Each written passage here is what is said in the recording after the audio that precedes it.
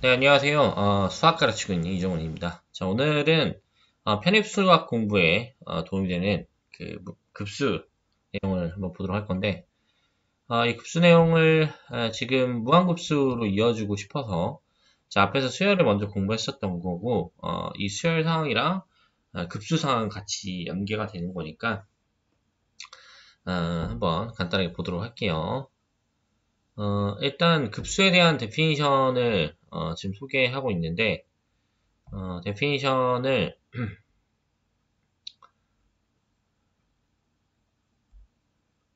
간단히 한번 보면 표기를 이렇게 하고 있어요. k는 m부터 m까지로 표기하고 있고 ak를 써주고 있는데 여기 이제 시그마는 합의 기호를 쓰는 거예요. 그래서 m부터 n까지는 am 더하기 am 플러스 1 해서 an까지 합으로 표현하고 있다라는 거고 이제 이런 표기 사항은 이제 당연히 잘 아셔야지 되겠죠.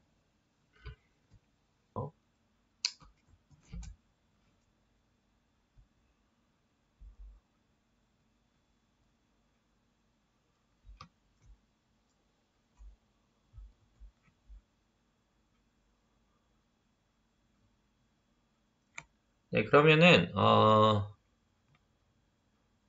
이제 문제를 간단하게 한번 생각을 해볼까요? 이거 이제 지우고 진행을 해보면 좋을 것 같은데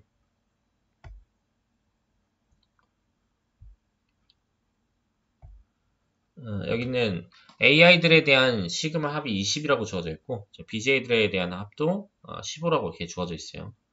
이런 형태에 대해서 이거 계산한 거 2AI 마이너스 5BI가 뭐냐 이러면 앞에 있는 성질에 의해서 시그마 AI 마이너스 5의 시그마 BI 이 정도로 써줄 수 있겠죠. 물론 i를 1부터 10까지, i를 1부터 10까지 해가지고 이렇게 계산해 줄 수 있을 텐데 이때 AI들에 대한 합은 10항의 합은 20이 돼요. 그러니까 2 곱하기 20 더하기 그 다음에 B도 마찬가지로 15 그러니까 마이너스 5 곱하기 15의 결과를 가져가서 마이너스 35라는 값을 가져갈 수 있다. 이런 얘기를 해볼 수 있다는 거죠. 그래서 이런 성질 이용해서 계산하면 훨씬 편한데 이게 이제 나중에 무한급수로 갔을 때도 결국 동일한 성질을 가져갈 수밖에 없겠죠. 다음 내용 한번 보도록 하죠. 자, 일반적으로 잘 알려져 있는 성질 중에는 K에 대한 합이 2분의 n 곱하기 n 플러스 1, 그 다음에 K제곱의 합이 6분의 n의 n 플러스 1의 2n 플러스 1, 그 다음에 세제곱은 2분의 n의 n 플러스 1의 제곱으로 계산됩니다. 근데 만약에 K 4승이나 5승 같은 거를 물어보는 상황은 고려해야 되냐라고 하면 절대로 고려하실 필요가 없어요. 4승 이후부터는 아마 적분이나 다른 식을 통해서 계산할 만한 사항들이 나오기 때문에 절대로 고려하시면 안 되고 설사 어디서 봐서 외웠다 하더라도 사실 가져가실 필요가 절대로 없는 그런 식들이에요. 근데 이거는 이제 결과적으로는 중고등학교 때 배운 거다 보니까 굳이 지금 진행할 필요는 없을 것 같고 만약에 모르시는 분들이 있었다라고 하면 이 정도는 기억을 하고 가셔야 되는 거니까 암기를 하고 가시면 좋을 것 같아요. 여기서 이걸 공식이라고 생각하시지 말고 공식 아니고 결과라고 생각하셔야 돼요. 그러면 내용을 한번 보도록 하죠. 이거 가지고 만약에 이런 11의 3승부터 20의 3승까지의 합을 물어봤다라고 하면 11부터 20까지의 K 3승에 대한 합이기 때문에 우리가 생각해 볼 수 있는 건 뭐냐면 1항부터 20항까지 합과 1항부터 10항까지에 대한 차로 이렇게 계산할 수 있겠죠. 그럼 앞에 있는 이제 공식은 공식이 아니라 결과는 K를 1부터 N항까지 합한 거는 2분의 N의 N 플러스 1의 전체 제곱이 들어가는 거였으니까 이 n 부분에 값을 대입해 주면 되겠죠. 그래서 앞에 항에는 n을 넣어서 20 곱하기 21의 반띵의 제곱을 그 다음에 이거는 10, 11의 반띵의 제곱을 취해서 이런 결과를 가져갈 수 있다라는 거고 사실상 우리가 이런 거를 계산할 만한 사항이 편입 수학이나 일반적인 수학 상황에서는 많이 나오진 않기 때문에 간단히 이런 정도로 계산할 수 있다 정도만 가져가셔도 충분히 예, 충분하다고 생각할 수 있을 것 같아요. 자, 그래서 어떤 사항을 크게 이제 고려하실 필요는 없고, 아, 저런 게 있었지 정도로만 가져가시면 돼요. 근데 나중에 이제 이걸 적분으로 바꿔서 계산하는 작업들을 하기 때문에 예, 굳이 이거를 나 몰라, 나 모르겠어, 나 그냥 대충 모르고 갈래 이렇게 생각하시지 말고 저 정도로 기억을 하고 계셔야 돼요. 다음 내용이 뭐가 있는지 한번 보도록 할게요. 네, 그럼 이제는 무한급수에 대한 내용을 고려해 볼 건데, 이 무한급수는 우리가 잘못 알고 있으면 안 되는 부분이 있어요. 예를 들어 이 n은 1부터 무한까지 an 이렇게 써놓고, 이거에 대한 정의가 뭐냐 이렇게 물어봤더니 a1 더하기 a2 더하기 a3 해가지고 이게 무한대로 합한 거예요. 무한개수만큼 합한 거예요. 이렇게 얘기를 하면 되냐? 그러면 이렇게 공부하시면 안 된다 이렇게 말씀드리고 싶어요. 왜냐하면 이제 수학에서는 정의라고 하는 게 엄밀해야 된다고 했죠. 그러니까 이런 식의 정의로 하면 원의 정의가 뭐냐, 이것도 둥근 거예요. 수준으로 정의한 거밖에 안 돼요. 만약에 이제 그런 식으로 정의했다면 타원도 원이고 뭐 둥그스름한 것들은 다 원이 되는 거니까 원들을 정의한다는 것 자체가 애매해질 수 있겠죠. 자, 그래서 여기서 마찬가지로 이걸 어떻게 정의할까? 어떻게 정의해야 합당한 것인 걸까? 이걸 이제 생각을 해보다가 수학자들은 어떻게 정의하기로 했냐면, 어차피 수열의 의미가 있고 수열의 극한의 의미가 있으니까 그 수열의 극한의 의미를 이용을 해서 이 무한급수의 의미를 주면 되겠구나 라고 생각을 했고, 자, 그래서 먼저 정의할 거는 뭐냐면 파셜섬이라고 해서 부분합을 먼저 정의해요. A1부터 AN1까지 합을 SN이라고 하고, 이걸 부분합이라고 하겠다라고 먼저 정의를 하고, 그 다음에 1부터 무한까지에 대한 극한의 정의는 어떻게 정의하고 있냐면 부분합이라는 이 수열의 극한으로 정의하고 있다 이렇게 보시면 돼요. 자, 그래서 만약에 이 부분합의 리미트가 ln이 아니라 죄송합니다. 리미트가 수렴하냐 발산하냐에 따라서 결국 이 무한급수가 수렴하냐 발산하냐가 고려가 된다 이렇게 말씀드릴 수 있을 것 같아요. 그래서 사실 여기서도 이제 입실론 n 논법을 이용해서 정의하는 게 합당하겠지만 그렇게까지 가면 좀 복잡하고, 일단 이 데피니션상 문제가 있는 부분이 뭘까? 그 다음에 여기에 이제 초점을 뭐로 두고 공부를 해야 될 건가? 이런 것들을 생각해 봐야 돼요. 그러면 일단 생각해 볼 거, 의문 1, SN을 구하는 게 쉬울까? SN을 알아내는 게 쉬울까? 이것부터 생각을 해봐요. 자, SN을 알아내는 건 쉽지 않을 것 같은 게, 우리가 배워봐야 K, K제곱, K세제곱. 왜 배운 게 없죠? 뭐, 사인이나 뭐나 이런 부분합들을 찾으려면, 사실 일반적인 해법 자체를 찾기가 쉽지가 않고, 구할 수 있을지도 잘 모르겠어요. 그럼 뭐, 근사값을 알아내면 되지 않냐, 이렇게 생각할 수도 있지만, 여기서 이제 근사값의 의미로는 문제가 해결되지 않기 때문에, SN이 뭔지 알아내는 것은 쉬운 일은 아니다. 자, 의문 2. 그럼 직접 계산하는 게 쉬울까? SN을 알아내지 못한 입장에서 직접 계산하는 것은 쉽지가 않겠죠. 그러니까 일반적으로 SN을 구하기도 쉽지가 않고 직접적으로 계산하는 것도 쉽지가 않기 때문에 우리가 어떠한 급수, 무한급수에 대한 수렴 값을 찾는 거는 사실 중고등학교 때나 물어보는 거고, 대학교 이후부터는 어떤 상황을 고려하는 거냐면, 얘가 수렴하냐 안 하냐를 따져서 판별할 수 있는지, 그런 근거들을 마련하고 싶은 게 여기서의 목적이다 라고 생각하시면 될 것 같아요.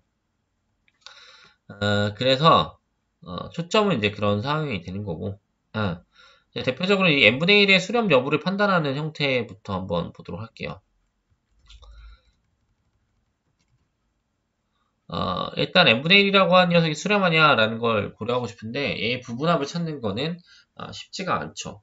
자, 그래서 생각해 보시는 건 뭐냐면 이 SN들의 아래 바운드를 주고 싶은데 S4를 보니까 S4는 3분의 1, 4분의 1까지 합이에요. 근데 이 3분의 1을 4분의 1로 바꿔주면 더 작아질 테니까.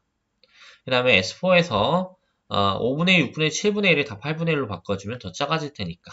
그 다음에 S2n승에 대해서 1 플러스 2분의 n보다 큰 상황을 일반화시켜서 생각해 볼 수 있을 테니까 얘가 충분히 커지면 발산하는 걸 고려할 수 있는 이 마당에는 결국 얘가 발산한다는 걸 바로 알아낼 수가 있겠죠.